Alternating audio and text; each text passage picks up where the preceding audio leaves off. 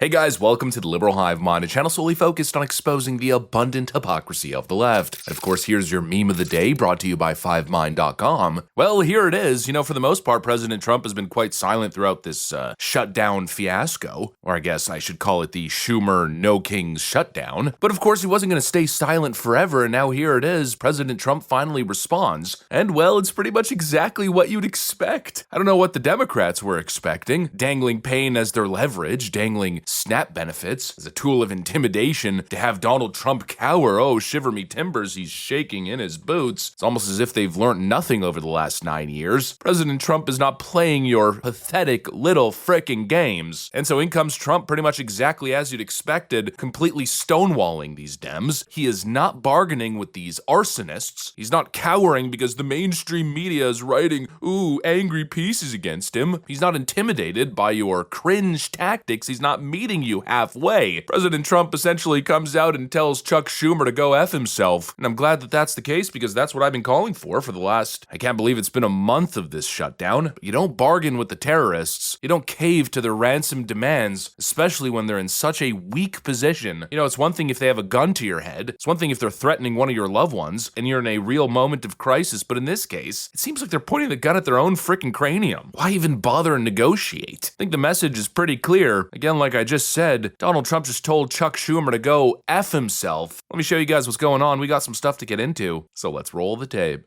All right, folks, so here it is. President Trump makes it quite clear. We can fix it, Nora. You have helped end these government shutdowns in the past when they came about, and you did it by bringing. I'm very good at it, you but I'm not going to do it by. I'm not going to do it by extortion. I'm not going to do it by being extorted by the Democrats who have lost their way.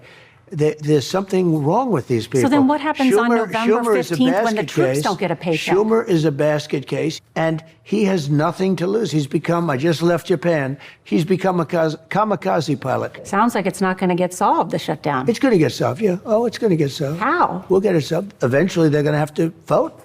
You're saying the Democrats will capitulate? I think they have to. And if they don't vote, that's their problem. Now, I happen to agree with something else. I think we should do the nuclear option. This is a totally different nuclear, by the way.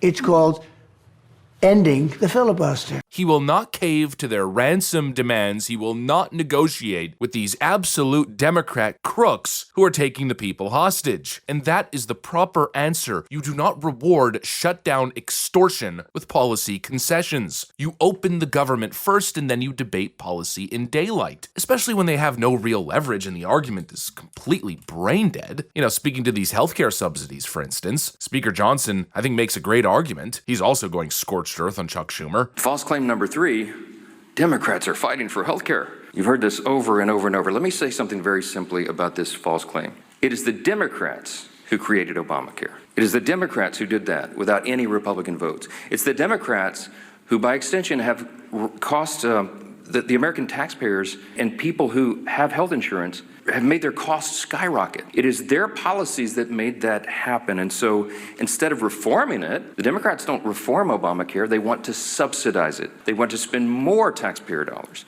That, by the way, goes mostly to insurance companies, which makes the cost rise further. That's the Democrats' plan. When they passed Obamacare in 2010, they called it the Affordable Care Act. We know the truth is exactly the opposite. By some estimates, premiums have risen 60% in many categories since they passed that bill into law. Now, the fact is the opposite. Republicans are the ones fighting to save health care. It's not just talking points to us. We do this. We have ideas, and we have already implemented ideas and measures to reduce costs, increase access and quality, and eliminate fraud, waste, and abuse. Now, why do we say it's not just a talking point? Why do we say the Republican Party is the only one advancing common sense reform solutions? Because we've proven it. We did that in the big, beautiful bill, the Working Families Tax Cut. We took a look at Medicaid, and we took on that challenge. We took action to reduce fraud, waste, and abuse in Medicaid. We got able-bodied young men without dependents off the program. We got illegal aliens off the program, and we saved $185 billion just to start. We got millions of ineligible enrollees off the program, and it preserved it. It strengthened Medicaid for the people who rely upon it. which is the elderly, disabled, and young pregnant women, as we always use as an example. No, it's not about health care. That is a false claim, and everybody knows it. Everyone in America, and certainly everybody in this room, understands that this is about something else. Exactly. This whole Obamacare thing, this whole crisis is a crisis of Democrat doing. The expiration date was set by Democrats. But for some reason, we're supposed to believe that, oh, it's Republicans doing this to you. No, Republicans just want to pass a clean CR. And at the end of the day, it's obvious that really what's going on here, it's not even really about policy. No, rather, there's two elements of hostage taking here. Democrats are taking the people hostage, they're taking federal workers and SNAP recipients hostage, while at the same time being held hostage themselves. I think that is very clear. They're both from New York, and they're terrified. You've watched their actions carefully. Many of you have not reported on it enough. Poor Hakeem Jeffries had to ultimately, finally, he was forced to endorse Mondani, and he's terrified that he now owns the results of that.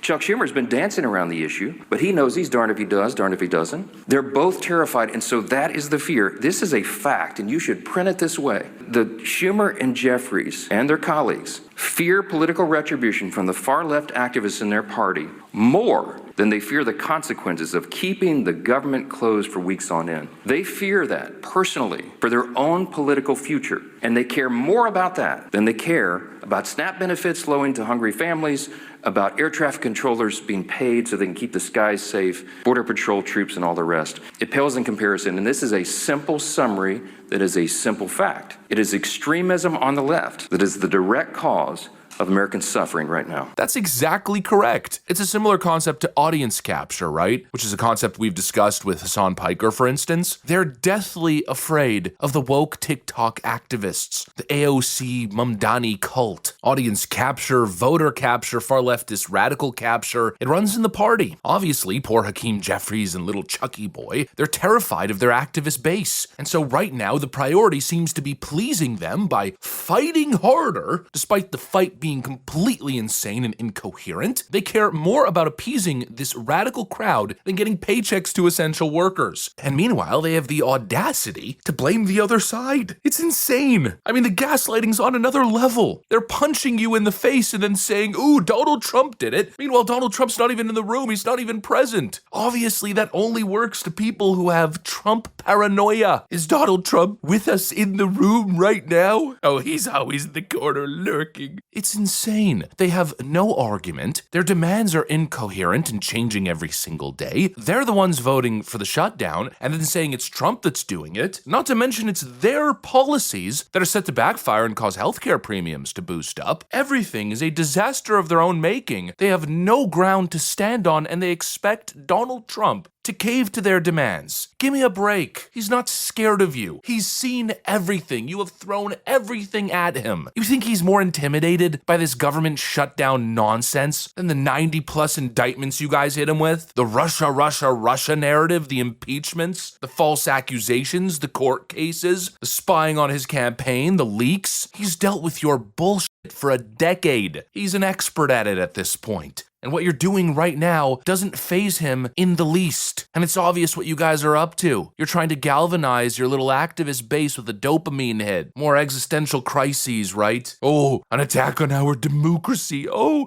the SNAP recipients. A healthcare crisis. It's a SNAP genocide. It's just on to the next little delusional theater act. Everybody can see what you're doing, at least everybody. Two frickin' working brain cells. And the idea that you're gonna get Donald Trump to flinch here, especially in his second term. When he's not running for re-election, he couldn't care less, and I don't blame him. And it's not that he doesn't care about the people who are receiving SNAP benefits. It's not that he doesn't care about the federal workers. He doesn't care about your empty, pathetic threats. And he probably feels like it's going to backfire in your face, especially if he doesn't cave to your demands, because if he does, well, then he gives you the win, right? He sets the precedent. Democrats can then celebrate a massive victory against evil Donald Trump Hitler, man. Look, we got SNAP and everything that we shut the government down for. He's not going to play directly into your strategy and then enable you to do it over and over again. What, is there going to be another shutdown next year? If he caves this time, they're going to do it again. They'll probably do it before the midterms. They'll do it before the 2028 election. They'll just keep shutting down the government anytime they don't get what they want. You simply cannot enable that kind of behavior. You cannot create an incentive to act in this corrupt, political crook kind of behavior. You can't do it. And I think think Trump knows that very well, and that's why his message is, there's no ransom to be paid to you Democrat hostage takers. You chose the shutdown. Now, you have to live with it. You are doing it, not President Trump. The entire GOP is voting to reopen the government over and over again. And I think people are slowly starting to see the light. They're starting to see who's pulling the plug. And the longer this goes on, I think the more evident, the more clear that becomes. Donald Trump's got one very clear message, and well, it's this. Go